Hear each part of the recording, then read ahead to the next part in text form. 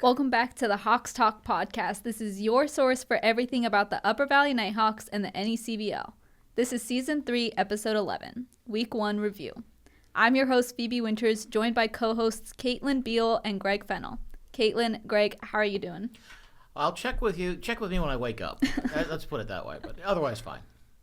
Doing pretty good. Excited to be here, have a full week under our belts now, so things are starting to fall into place. All the issues we're having last week that we talked about with the broadcast have been resolved. So that's very exciting. Going into now the home opener tonight. Yeah. And we also have two special guests on the podcast today. You guys are actually our first official in-person guests to come on the Hawks Talk podcast. We've got the founder and president of the Nighthawks, Noah Crane, and then Nighthawks hitting coach Adarius Meyer. Welcome to the podcast, guys. How are you feeling? Feel great. Appreciate y'all for having me. Yeah, of course. Excited to get started. Glad to be the first in studio guest. Exactly. I know. I haven't been on yet. Adarius has been on staff for about a couple of weeks, and he gets an invite. It took a long time for me to show up here. So Noah, you founded the Nighthawks back in 2016. Can you kind of walk us through that process of building the team and what that was like? Yeah, I had a leg up because prior to this team, I'd started a team over in Laconia, New Hampshire, so the Laconia Muskrats, which sadly don't exist anymore. So back in 2010, launched that team. So I kind of knew the routine. And the reality is I would have loved to have started here from the beginning, but there just wasn't a facility. The Maxfield Sports Complex hadn't been built yet. I looked at Lebanon High School, and it's just not workable from a geography standpoint and not having much by way of infrastructure. And so it wasn't until Maxfield was built that I thought, oh, okay, this might be a possibility here. I mean, this is my home community. I was driving an hour and 15 minutes one way to Laconia every day, and that got old very fast. So to be able to have something right here in our backyard was ideal. And I knew that this community would support an effort, an organization like this, and they have. We're now almost a decade in, and it's been getting better every year, and I feel like we really cemented ourselves as the summer experience for the Upper Valley. And you mentioned you had a team before this. Why was building a summer collegiate team in Upper Valley or just in general in this area so important to you? It's just a way to give back and a way to keep my hand in baseball. And having played and having coached, I do really love the game, but I love this area. I love people, and you can do both of those things with an organization like this. It's short and sweet. We're only around for really 2 months, so it's manageable from a schedule as far as my family is concerned, but it's also a way to do something nice for the community and give back in a tangible way to make something that people get excited about and people spend their summers doing, and it gives Greg's wife something to do in the summertime. That is true, aside from watching me fall asleep in the middle of the day. Now, in terms of being the president, what are some of the day-to-day tasks? What are you doing, on a day-to-day basis for the team? I think what I enjoy most is that it changes every day. I'm not someone who's wired to be able to sit at a desk and just do the same thing. I would really struggle. As much as my wife would like me to do that, I'm not wired that way at all. And so each day something is different. And one day I'm this morning, making extra keys so that we have keys to get into doors, or doing field work, or I'm hanging banners, or selling hot dogs, or ripping tickets, or putting a roster together, talking to college coaches. There's a lot that goes into running a team like this. Nothing that's overly technical or overly difficult, but there's just a lot of moving pieces, and every day there's something different, and I enjoy that aspect. It's never boring. Sometimes it's stressful, but it's always exciting and it's always enjoyable, and I get to spend a lot of my time with wonderful people. I mean, the folks in this room, the folks in our community, our sponsors, our host families, our coaches, our players. It's just really neat. I've been able to meet and forge relationships with a lot of wonderful people. Now, Adarius, you were part of the 2022 and the 2023 Nighthawks. Can you tell us a little bit about your playing experience with the Nighthawks? Yeah, I had a lot of fun playing with the Nighthawks. 2022, I didn't have a summer ball team to play for. I was kind of just sitting at home and doing my own thing. And then our pitching coach hit me up one day and asked me if I wanted to go play. And I was like, yeah. He was like, the only thing is, where you're going is kind of far away. And I was like, where is it? He was like, Vermont. And I was like, I guess I'll go play. I had no idea how I was going to end up getting here, but my mom ended up riding up here with me the first time. And then guess I played pretty good for them in those 10 games that I played that year, and then they invited me to come back for the full season next year. So the next year I made my own little trek up here by myself. My mom didn't come with me. So I got here and had some of the guys that I had from the year before on the team, so I had some friends around. And I got to meet a couple of my new teammates that I was going to play with at Tech. Got here, and at first I didn't know what I was going to do because I wasn't used to being in the hills and the woods and all the windy roads and all that, but it kind of grew on me a little bit. I like being outdoors, so on off days I get to go see all kinds of bodies of water and just look at mountains and stuff like that, just stuff that I don't get to see at home. It's been good for me because I'm getting to explore the world and all that just from baseball, so it's been a blessing to say the least. Had you ever been to Vermont or New England before? I've been to Virginia, and that was the furthest that I've been. Oh, wow. And then that was like my halfway mark. Like I stopped in Salem, Virginia, and then I woke up the next morning and looked at GPS, and I was like, I'm only halfway there. It was the furthest I've ever been. How would you compare Vermont to home? It's a lot. I mean, it doesn't seem as big, but it's bigger than what you think it is. Kind of like back home, which I graduated with 96 in high school, and there wasn't very many people in my hometown. But, I mean, I feel like it's more spread out. Like, houses aren't as close as they are back home, and back home it's a lot of flatland. It's not really – we don't see mountains. Like, we see a hill and we think it's a mountain, but here you see real mountains. And for the record, where is home for you? Seminary, Mississippi. Okay, which is where? Do you know where Hattiesburg is? I certainly do, yes. All right, so I'm 20 minutes north of Hattiesburg. Okay, yeah. We got one street light, so, like, if you're on your way to Jackson from Hattiesburg, you're going to pass right through Seminary and not even know it. Okay. I think I have. As a matter of fact, I'm not You sure. probably have. Now, you mentioned you got to see a lot of bodies of water when you were playing here. Have you been to Boston Lot Lake? Yeah, I went on my first off day, and I'm probably not going back. What? Because that walk. I wasn't prepared for that Okay, walk. to be fair, Phoebe and I went there yesterday, and they're like, yeah, just walk up. It's right there. Right We're at the top of the 15 hill. minutes in, not seeing any water. And then we have Exactly. to walk all the Straight way around. incline, too. I had on slides. I didn't have on tennis shoes, so I was walking, and then, like, I'm walking and looking, and I just see straight uphill, and I'm like, Yeah. all right, like, when we get to the top of this hill, that'll be it, and it'll just flatten out. Nah, No. went up again. Yeah. Yeah. On top of that, also after the rain, all mud. And I was Oh, in yeah. my Birks and, like, slipping and sliding I mean, the everywhere. walk down was even kind of tough because, like, you got to stop yourself. It's almost like it makes you run down the hill. You gotta Be It's very weird. careful. Yeah. Yeah, definitely probably not going Flatlanders. back there. Very much so. Hey, I'm not from Flatland. I'm from here, Greg. You Okay, know all right, that. fair. Okay, fair enough. Go a little bit further south of Peterborough, you will be. So okay, close enough. And I guess that's why everybody here is in shape because, I mean, they do all that hiking and walking Yeah, and that's a good stuff. point. And it's, Yeah. it's a lot I mean, different when than back home. all you have to do, like, in the winter is ski, you gotta get outdoors Yeah. and be active, really. You got to do something or you'll go crazy. That I've is never true. been Exactly. skiing before. I don't think I know anybody that's been skiing. I want to see Adarius on skis. I don't want to see any of these guys on stage. I can, I don't mean pull off a snowboard. I don't mean the water variety either. I mean the honest to God snow skis. There's still snow up on top of Killington right now. I think there is, yeah. I think they were open up until a couple weeks ago, Yeah, so there might yeah. be a little bit. Traditionally, Killington has always tried to be open on June 1st for the serious hardcore people. I saw a video yesterday, though. They're already in the process of rebuilding all the ski lift towers on the Superstar Trail, which is the trail they use for June 1st skiing. So once June 2nd rolls around, construction season arrives. It's not unlike, any place up north.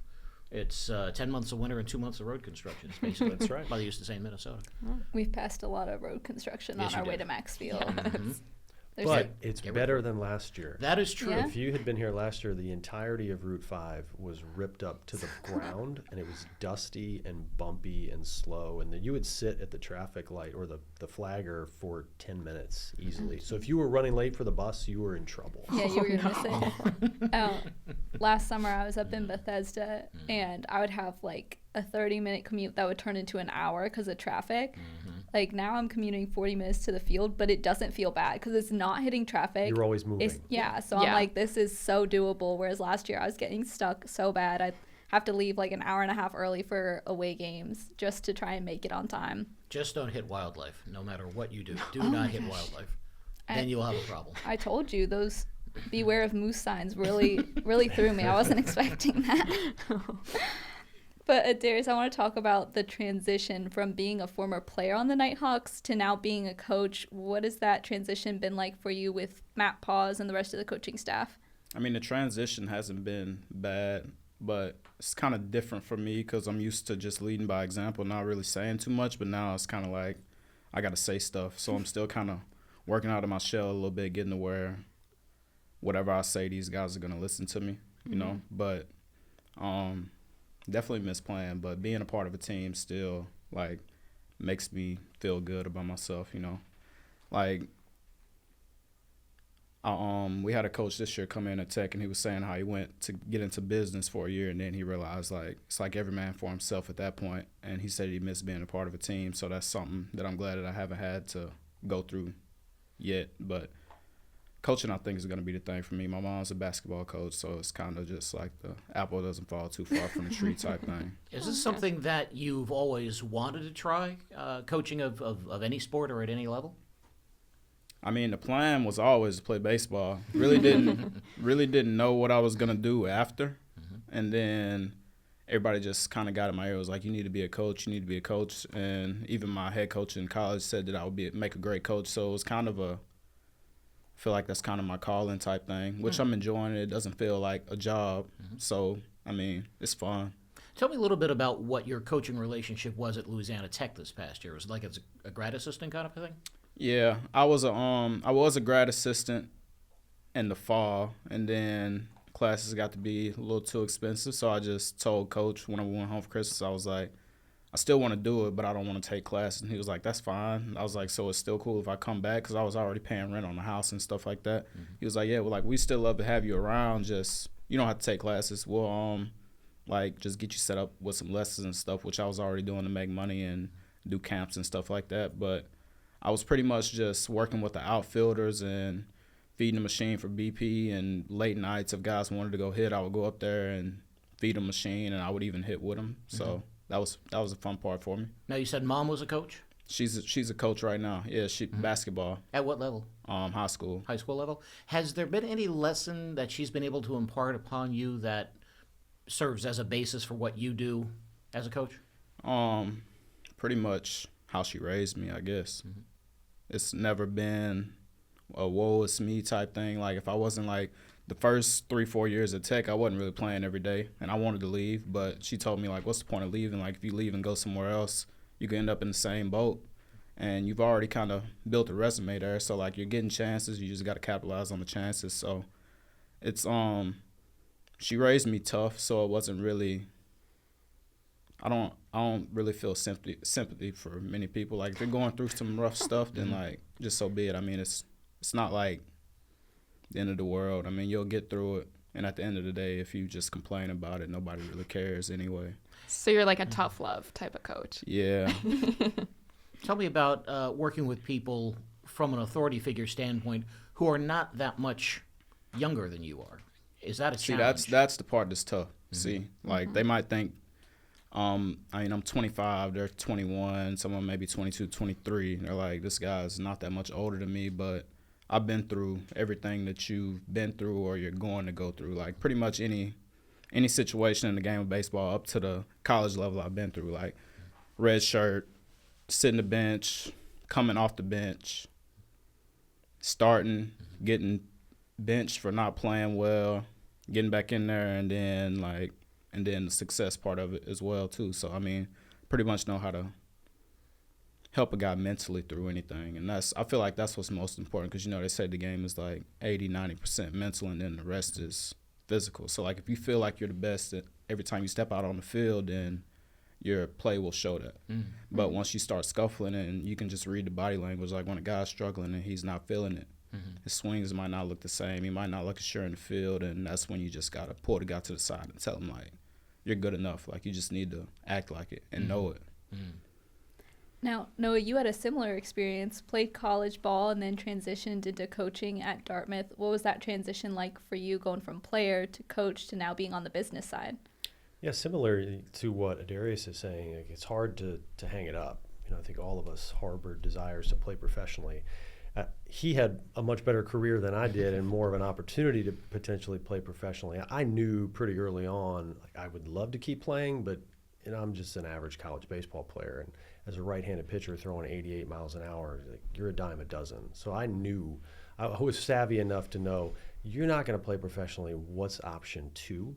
And having had some good coaches and seen their impact, and having had some terrible coaches and seeing really the deleterious impact that they can have, I want to get into coaching to help people be better at baseball, be better at life. And so there was an easy transition from that standpoint. And I think for me, from a personality standpoint, like, I've always been like a 60-year-old man, like even as a 10-year-old. So making the transition to, okay, this guy's a coach now when he used to be our teammate, was easier for me. And I got married in college. So there was always a sense of like, he's a little bit older, and that made it easier. And I think for Adarius, like, the fact that he has such a strong resume, that he's such a hard worker, and that he's been in this situation, like, he carries a weight that will override the age gap for him, to where they immediately sense there's a presence with him. This guy knows what he's talking about. This guy's done it at a high level, that there's immediate buy-in. He doesn't have to sell them on, oh, hey, I'm into this coaching thing now. Like, the minute he says something, they listen. And so when I was thinking about hiring him, it was a no-brainer. I was like, this guy would be fabulous to have coaching our guys, helping them. He understands what it takes to be successful in not only college baseball, but summer baseball. And then just his presence and his charisma just made it an easy hire for us. Now, when you're looking to hire coaches, do you tend to find yourself looking back at previous players? Absolutely. I mean, anytime I can bring on someone who we already have a relationship, it just makes it easier. I don't want to have to train new people every single summer. So we hope to have the continuity of either someone who I have coached, someone who's played for us, understands how we run an organization, how I operate, how I communicate. It just makes life easier. And so if we have someone who understands what's the Upper Valley all about, how do the Nighthawks look at summer ball, and then, do I like them? Can we coexist? Do we enjoy spending time together? And are they going to take care of our players? That's what I'm interested in. And so sometimes it's hard because not a lot of our guys are going into coaching, or they've been fortunate enough to get a full-time position, and so they can't coach in the summertime. We've got several who fall into that category. But anytime we've got an alum who wants to pursue coaching, I want to make every opportunity to get them up here. Is this something that has developed organically over all the years that you've been in the NECBL? Like, for instance, did you have a similar approach at Laconia and have that opportunity there? Yes, my first manager at Laconia was Matt Williams, who is now headed to Omaha with Coastal Carolina. Oh. Matt played for me at Spartanburg Methodist, and he was my first call when I started the Muskrats. And so he managed, and then two of the staffers who were on that first staff then took over, and we just kind of went from there. But I've had a lot of former players, Keller Bradford, a favorite of yours. He coached for us. Mike Koss, who played for us and then coached for us for a couple of years, who's now at Marist. And that's the goal for me, is bringing in people that I know, particularly people that I can trust. Sometimes that we can't find those folks, and we've got to go out and look at resumes and try and make a feel. And of late, I've allowed Matt Pause to really handle the staff a little bit more, just because he's the one who's got to be in the dugout with them. I don't, and so I want him to be comfortable, and if he's okay with the person, then great. But Matt's another one who I've known for a long time, being a local guy. He was on our staff with Jason Sfarsky many years ago, and this is the transition to, I don't have to reinvent the wheel. I don't have to go through, well, this is how we do things here, and this is what I want to see. That would get tedious. And so it's just easier and simpler to bring on someone who has some institutional knowledge of both me and the organization. Oh, Adarius, what made you want to come back to the Nighthawks in this coaching position? So we were on the road in Middle Tennessee, and I think it was after game 3. And that's when the pitching coach that was here, whenever I played, he texted me. I had a text from him right after the game. He was like, "Are you helping coach at Tech?" And I was like, "Yeah." He was like, "I thought that was you that I saw on TV. I guess he was tuned into the game." And I was like, "Yeah, I'm here, like, kind of just volunteering or whatever." He was like, the Nighthawks looking for a hitting coach." And I was like, "Really?" He was like, "Yeah, they're looking to hire one soon." And he told me to text Pause. And I was like, "All right." So then I text Pause, and I just said, "Hey, what's up? This is AD. Like, how you doing?" It was like, "Good," and all that. And I was like, "I heard y'all were looking for a hitting coach." he was like, yeah, you interested? And I was like, yeah, I don't have anything planned for the summer. Like, I don't know what I'm doing right now. Like, at the end of the day, if I don't have anything, I'm just going to be giving lessons. And then I had, like, this indie ball trial, and I told him that once I hear back from them, then I'll let you know. And then I ended up not making it. So I just told him, yeah, I'll come do it. And that was the end of it. It was a very awkward time for me because I wanted him to play professionally, but I was also secretly hoping that he wouldn't get an opportunity to play because I knew he'd be fabulous. Yeah, I knew that they were looking to do it within the next week. So, like, I told him, all right, I'm gonna text the guy on this date and see what he says. And then whenever I told him, like, I had a job or whatever, he was like, well, we weren't looking to sign anybody until a little later. We just wanted to get eyes on you. We knew that you were local. So if somebody went down, we could come get you. And I was like, all right, well, I'm just going to take the job, so I won't be here. Were you playing throughout this whole past year? Nah, I was just after we got finished that 2024 year, I didn't play in the summer. Okay. And then I went back to Tech and just started volunteering, and I was still, like, just hitting and stuff like that and doing pretty much what the players were doing just on my own time. And then once I took this job, I haven't been hitting as much and stuff like that, but I can still do it. Like, if one of the guys want to go up there on their own and do it, then just to give them a break, then I'll swing a couple times too. He could roll out of bed and get 3 hits. Now, your title is hitting coach. Yes, sir. Are you going to be working on base stealing at all, or base running at all? I mean, given how well you did it here. It was mostly just Paul's telling me when to go. And whenever Paul told me to go, then I was going. It wasn't really that wasn't me. I could just run, and Paul's would give me the steal sign, and I would take off. I mean, it's kind of just like how you got to play it in summer ball. I mean, that's how you should play it all the time. Just make the guy throw you out. Don't be scared to get thrown out. Was base stealing an element for you at Louisiana Tech? I mean, we didn't really steal too many bases because we were hitting doubles and homers and stuff like that. But, like, we didn't really run too much. So we would run when we needed to, but it wasn't very often. But mostly for me, the thing is just staying on top of the baseball and backspinning it. Like, there's a lot of guys now that want to uppercut swing and try to hit home runs, but that stuff doesn't work. Especially in our park. I mean, I was over at the field yesterday talking with Paws, and we were just discussing how the ball just does not seem to carry at Maxfield. So being a line drive hitter is probably the best thing to be. Everywhere, really. Because, I mean, it carries the left field. I know down the line it carries, but everywhere else it kind of seems like a graveyard. But, I mean, if you're just hitting line drives right over the infielder's head, like, nobody's going to be able to catch that when you're on base. And then the magic happens. Yeah. And then the next guy comes up and does the same thing. We're first to third, and we're going to score a run like that 9 times out of 10. But we like the home runs, too, you know. Oh, yeah. We want to hit the home of runs. course. Well, I mean, everybody needs to jog a little bit just to build up their endurance. Yeah. You know? We like to think of home runs as mistakes. We just barely missed it. Whenever we miss one, we hit a home run. But when we square it up, it's on the line. There you go. Now, Noah, I do want to ask, is there any significance behind the name Nighthawks? What made you choose the Upper Valley Nighthawks? That's a good question. I mean, one of the things you do is you want to come up with something that's unique. You want to come up with something that's germane to the area. You know, if we were the fire ants, that wouldn't make a great deal of sense. I had in my head the neon color scheme.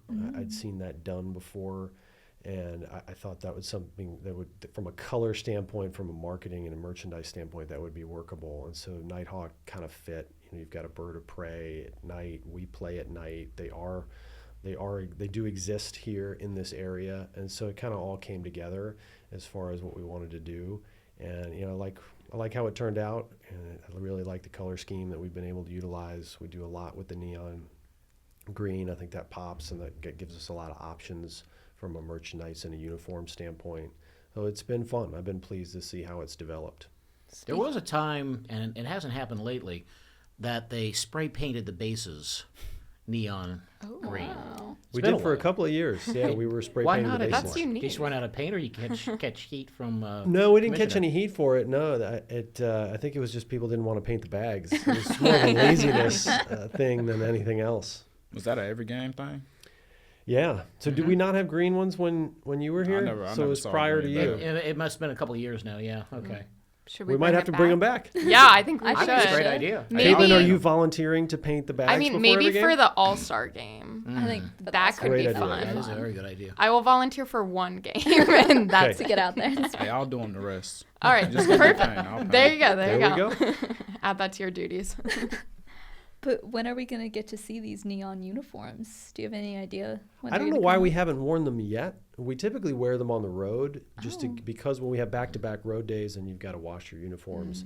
So we've got a white top, a blue top, and the neon. So I'm actually surprised we haven't worn them yet. Who makes so the call I on guess that? it'll be that week. Pause is Pause usually does? the one who Yeah, texts out he texts the in the uniform. group me the uniform for that day. So. Okay. But sometimes the players are like, "Can we wear the greens today, or can we switch it up and wear the blue top?" They wanted to wear the blue top with the white pants one day, and we lost by like 12. We're never doing that again. Superstitious. Yeah, baseball players with superstitions. Yes, Who'd have they think? are. Who'd have thought?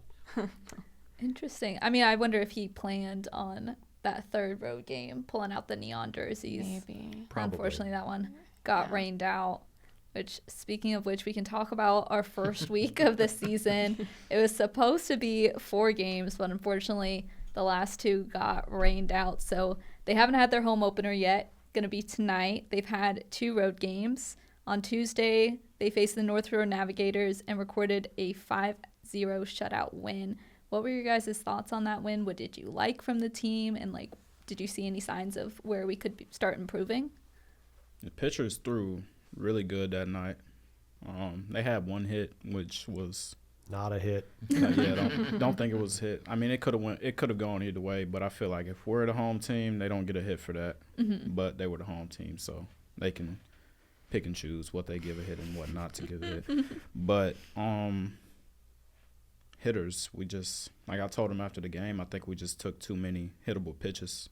If we get in there from the beginning of the game and swing it as fastball, put it in play hard a couple times, then the guy's not feeling too good about throwing that fastball across the plate anymore. Then he has to throw secondary stuff, and if we're on time for the heater, then we should be able to hit the breaking stuff. So I would just like to see our guys be aggressive early in the count whenever they get good pitches to hit early in the count.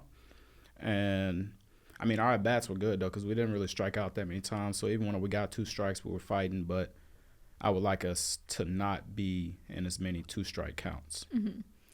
And what is that transition of getting the players used to the wooden bat been like? What advice have you been giving them on timing? Early is on time. Be ready early, and you don't have to swing as hard as you think you do. All you got to do is just be precise with that barrel. Because, I mean, with the aluminum bat, you can have a bigger sweet spot, but with the wood bat, you have a smaller sweet spot. So you got to make sure that you catch as much sweet spot as you can. So I try to just tell them don't swing 100%, swing more like 50 to 60% in BP, and then in the game you might ramp it up to 75, maybe 80, but you don't really want to try to swing too hard.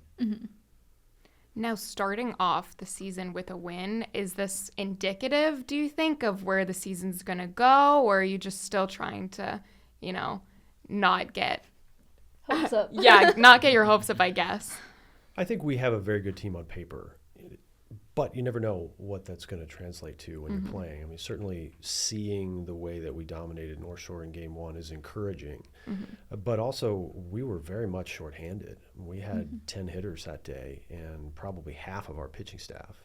So to see us perform that well and we're still missing a lot of key players is also encouraging. So it'll be good this week as we start to really play, if the weather holds, we really start to play. We've got almost our full team here. And so that's been the part that we've been looking forward to, sort of circled on the calendar midweek of this week. All right, now we have 35, 37 players. What do we look like? And I'm excited to see what that's going to bring. Now, having some of these guys come in later, is there a little bit of a learning curve there, getting all the guys adjusted to each other, or are they able kind of to just jump right in? It happens quickly. You'd think there'd be more of an adjustment period, but the college baseball world is so tight-knit now that a lot of these guys know each other, played against each other, played on an AAU or a travel ball team. So there's a lot of connections that already exist, even though they're not all coming from the same program. So I think the relational connections gel and happen pretty fast, particularly with some of the bus rides that we take. And then, there's a bit of an adjustment period for the hitters.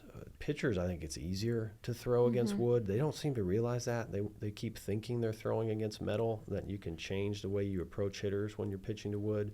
So there's usually pitching dominates early, and then the hitters start to figure it out a little bit more. And then it becomes about who's got the healthiest people and who's got the most people who actually want to stay here and play baseball. And I think that's what we loved about Adarius, is like he wanted to play baseball. He was here. It's a long summer. It's tiring. It's a grind. But when you love playing, then it makes it fun. You know, the guys who struggle in summer ball are the ones who are constantly looking at the calendar, wanting to go home, the ones who are missing their girlfriend, and they struggle a lot because it's hard to play baseball every single day and to face the quality of competition that we face every single game. It's a challenge. How was the transition to wood for you? Had you had a lot of experience with that before you came up here in 22?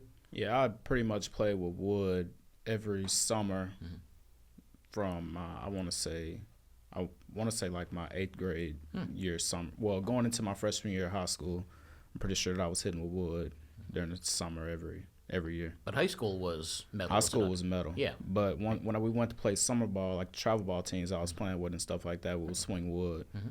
So, but I mean, I always felt like I hit better with wood for some reason. I don't know. Like, I would go back and couldn't miss a barrel in the fall, and then when the spring rolled around, it seemed like that sweet spot on that bat got smaller. But as soon as I put that wood back in my hands, it would get back right. I would just try to stay away from wood during the season. Out of curiosity, Noah, how is the wood bat supply issue handled in the summer college league?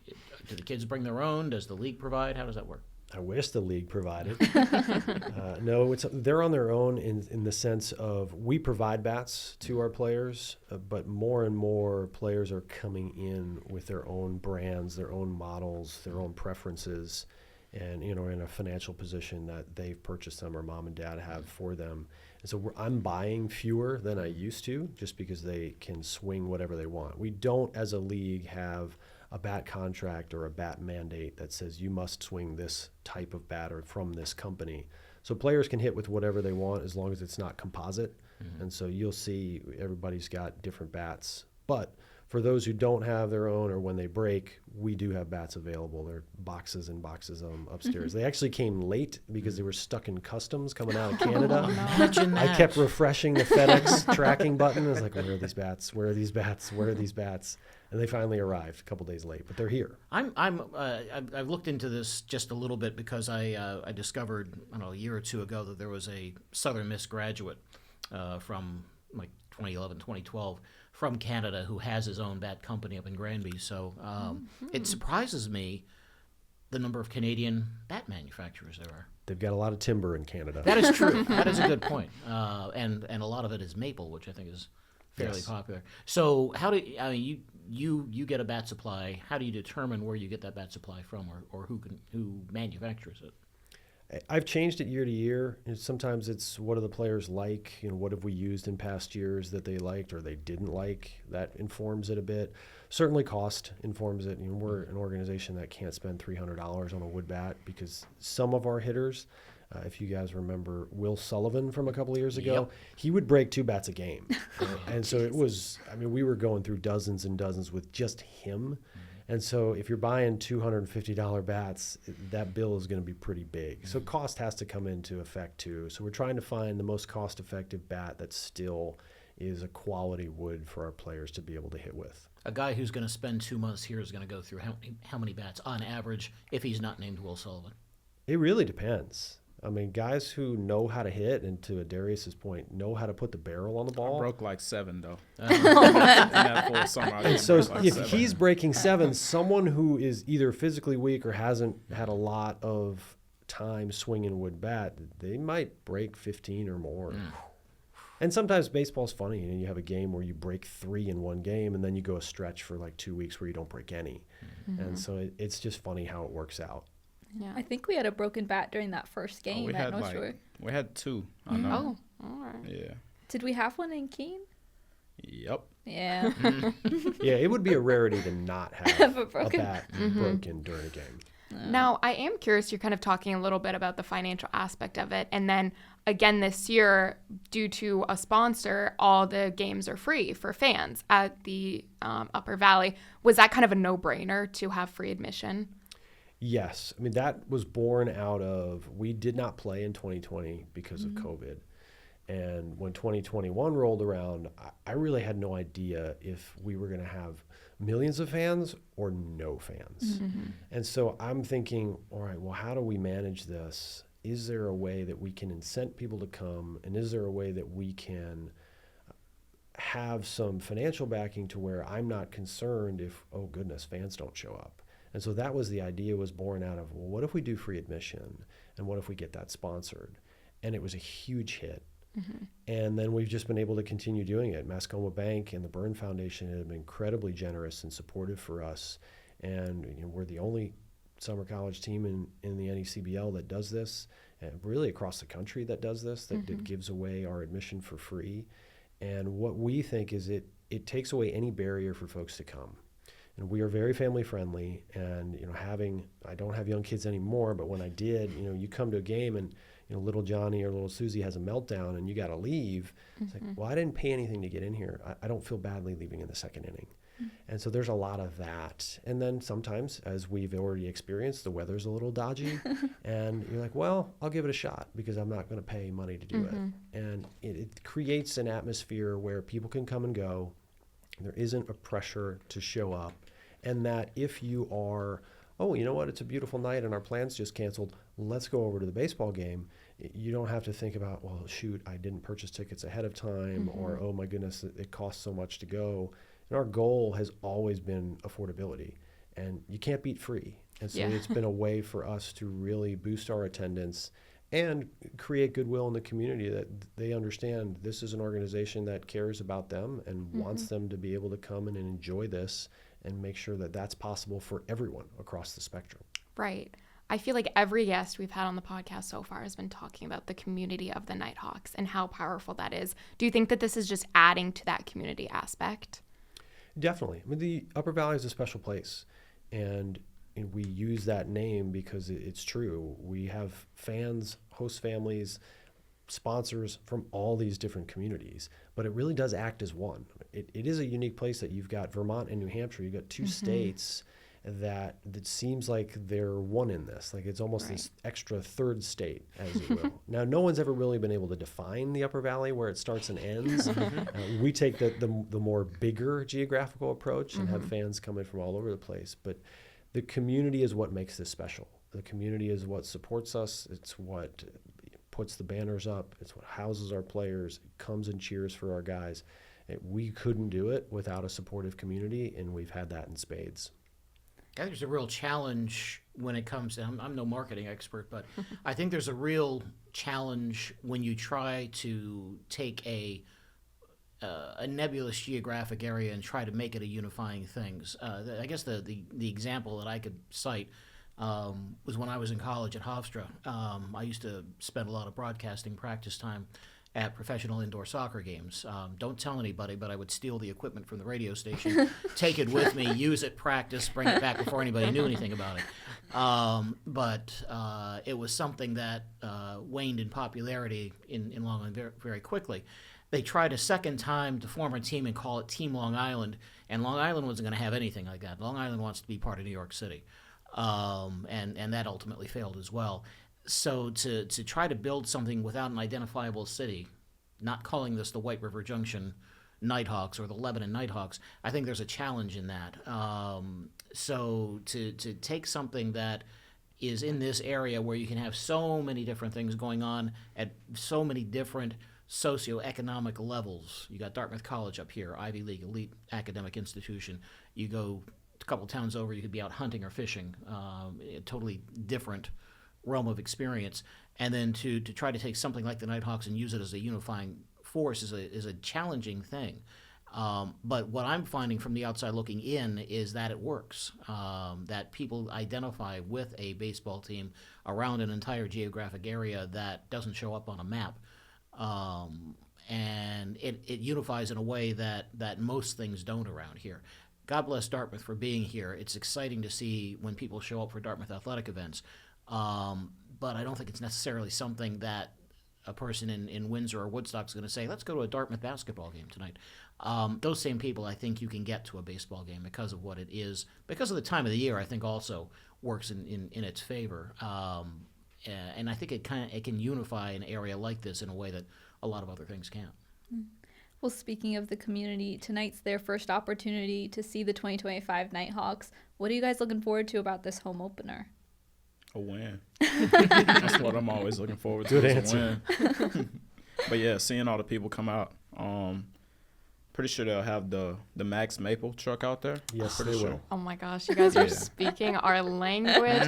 Phoebe and I are actually starting a food review of all the places in the NECBL, sparked by everyone talking about maple creamies. So we're going to be trying them tonight, so stay tuned. I'm very guys. We're excited. very excited. I I'm got not good quick. popcorn too. Yeah, that's Okay. good. Popcorn? I guess we should ask you guys then, like, anything besides maple creamies that Maxfield is known for? You know, they got like a steak burrito or something like that. I don't know. I had one game. Unfortunately, the box is not back this summer. So that was our burrito taco truck from the past few years. They will not be here. I keep prodding them to try and come back. You know, it's a special place to watch a game, and we've got a lot of great people who are associated with what we're doing. And Max, I'm not one to throw out superlatives all that often, but it is the best maple creamy you will have. And there are people who will come to our ticket guy and go, I'm just here for ice cream. I get it. I'm not mad at you for just pulling in to get an ice cream cone. Another and heading benefit out. of free admission, I guess. Just get That's your right. maple creamy and go. Just come for the ice cream and leave. And, you know, maybe they'll stick around for an inning or two, but I can't blame them. It's that good. It's been hyped up, but it is properly hyped up. And get the maple candies on top of it. Ooh, Okay. You yeah, have to. Absolutely have to. Yeah, Phoebe and I actually went to Siloé Maple, and Yes. they had creamies there, but I don't know. Maybe the Maxfield ones will blow have us to out Now of we the have water. a basis so that Yeah. we can compare. We can let yeah. you all know There if you it's go. the best maple creamy in Vermont. Do a maple creamy review of everywhere. Maybe it's good that we tried one before so that then we're not disappointed by I other can't ones. recall. They don't do if that we're up like- at they don't do that up at Montpelier, do they? I don't believe so. Yeah, I don't think so. The interesting for us is we play in Vermont, but Max is actually in New Hampshire. So I don't know, is it a New Hampshire maple creamy or is it a Vermont maple It's an Upper creamy? Valley maple creamy. Exactly. Yeah, We're- Upper Valley. Yeah, Yes, just say that. we're building that nebulous brand here. Yeah. Another thing I'm looking forward to is the walk-up songs, though. I'm so ready to hear the excited. walk-up songs. Okay, because we are thinking today, because Phoebe and I are actually managing the TikTok this summer, we're thinking of doing a TikTok with all the guys asking about their walk-up songs and why they picked them. Because So it'll be interesting. I remember the team I worked for last summer, there was one guy, his walk-up song was LA Love by Fergie. Interesting choice, Interesting. but it was really nice to hear just every game. That's a good song. So I'm excited to see just kind of the range of walk-up songs. I feel like, especially with these guys coming from all over the country, you're going to hear a range of different music tastes. But I hope they all got theirs submitted in so that we can hear them all tonight. I've seen them. I'm disappointed Cole Fellows has switched. He had California Dreamin' by the Mamas and Papas last year because he's a California kid. Makes sense. He's switched it up this year. So Do you know what it is? I forget. I looked at it, but now I'm not remembering. I was just bummed that it wasn't California Dreamin' anymore. Now, who's actually in charge? Are you doing the walk-up songs, Greg? No, I wish I would because it would all be entirely made up of hardcore punk. And nobody would be able to understand it and they'd wonder why I was so angry. 2 words for you. Ronald Evans. Ronald Evans had an excellent walk-up song for him. Yes. I can't say that I love. What was it called the again? Music. Oh, what was that song? Pretty Boy Swag. Was Yeah, that what Pretty it Boy was? Swag. Yeah. That's right. And it Yep. just got a whole bunch of comments in the press box how daring it was to. I mean, I don't know the lyrics to it, but the Are there lyrics to it? could be. I don't know. I don't know if we want to talk about the lyrics. to Yeah, that. I think I might have been part of it, but I still liked it. It was still pretty cool. The walk-up songs are great. I'm glad AD mentioned that. It's just fun to see a bit of the player's personality come out, and you look at some of them and you go, "Oh, that fits," and then there are others like, "What? He chose this song?" And it's always curious and always fun to be able to have that. And they've gotten far more specific. We get a lot of requests of like, start the song at 2 minutes and 7 seconds. I guess that makes sense. You It have a does. favorite lyric or something. Do you guys, what were your walk-up songs? Mine was Feeling Peachy by Kodak Black. Oh, Okay. You stuck with that the whole time through, or you switch it up at all? I had it whenever I came here for the 10 games, and then I used it the whole next season, and then I used it in summer ball again, and then I used it all of my last season too. Wow. Treated me well, so I wasn't switching up on it. It's lucky. Yeah. I'm old enough that we just didn't have that.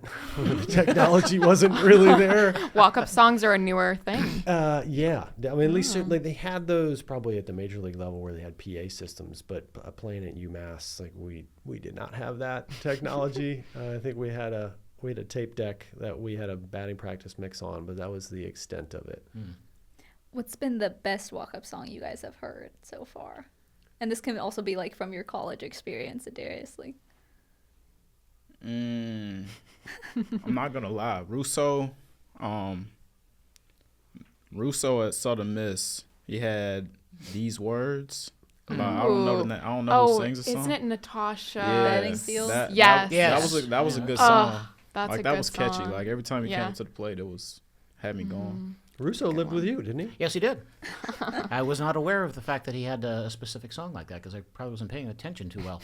But it was funny. Yesterday, I was reading on some Southern Miss Facebook page and came across a graphic of all of the Southern Miss players' walk-up songs from this past season, and I had to look up the guys I knew.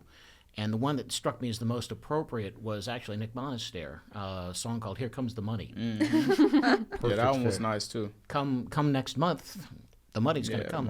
The money's there. I hope so. That's a good idea. Maybe we should do a graphic too for our socials. Exactly.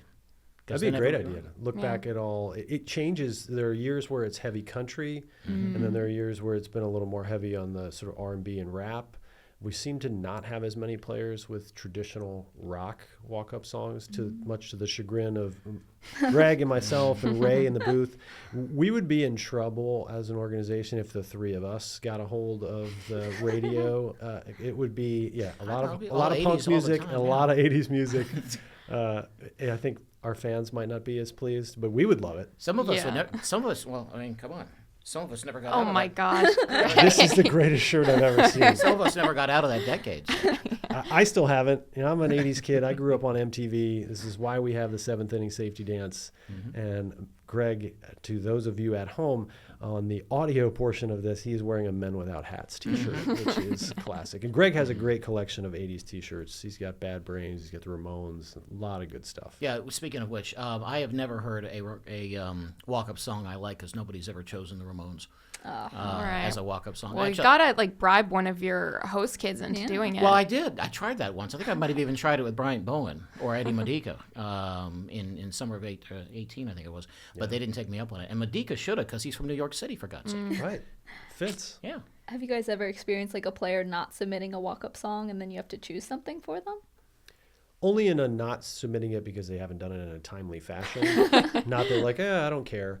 That's always a dangerous proposition. I was going to Because say, when what there's do a you blank, choose? we're like, ooh. Oh, that's when you guys get your we 80s. We can give him whatever we want. We usually don't go 80s. We usually go something embarrassing. Okay, like sometimes Barbie Girl. Yeah, exactly. Baby Shark. Baby or Shark. Oh, Barbie Baby Shark is Girl. that's awesome.